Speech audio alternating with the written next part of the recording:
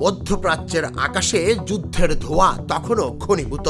সংঘাতের 15তম দিনে নতুন আশঙ্কার ইঙ্গিত মিলল। সমুদ্র পেরিয়ে এগোচ্ছে মার্কিন যুদ্ধযান। বিশ্লেষকদের মতে পরিস্থিতি এখন এমন এক মোড়ে দাঁড়িয়েছে যেখানে আকাশ ও ড্রোন হামলার পর শুরু হতে পারে সরাসরি স্থল অভিযান। যুক্তরাষ্ট্র ও ইসরায়েলের সঙ্গে চলমান সংঘাতের মধ্যেই ইরানের দিকে অগ্রসর হয়েছে মার্কিন সেনাদের এক শক্তিশালী ইউনিট। জাপানের ওকিনাওয়া থেকে যাত্রা করা 31তম মেরিন এক্সপিডিশনারি ইউনিট এখন সমুদ্রপথে মধ্যপ্রাচ্যের দিকে এগোচ্ছে।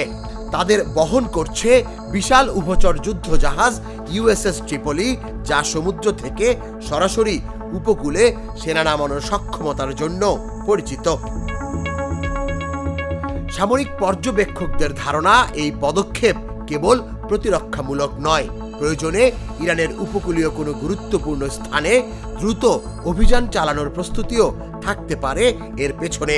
এর মাধ্যমে ওয়াশিংটন ধীরে ধীরে যুদ্ধক্ষেত্রে তাদের সামরিক উপস্থিতি বাড়াচ্ছে। অন্যদিকে যুদ্ধক্ষেত্রের উত্তেজনার মাঝেই কূটনৈতিক অঙ্গনেও দেখা দিয়েছে নতুন নড়াচড়া। ইরানের প্রেসিডেন্ট 3 দফা শর্ত তুলে ধরে সম্ভাব্য শান্তি আলোচনার ইঙ্গিত দিয়েছেন।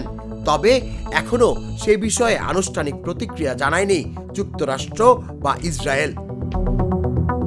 বিশ্লেষকদের মতে, যদি স্থলবাহিনী সরাসরি যুদ্ধে নামে, তবে এই সংঘাত মধ্যপ্রাচ্যের ইতিহাসে সবচেয়ে বিস্ফোরক অধ্যায়ে পরিণত হতে পারে।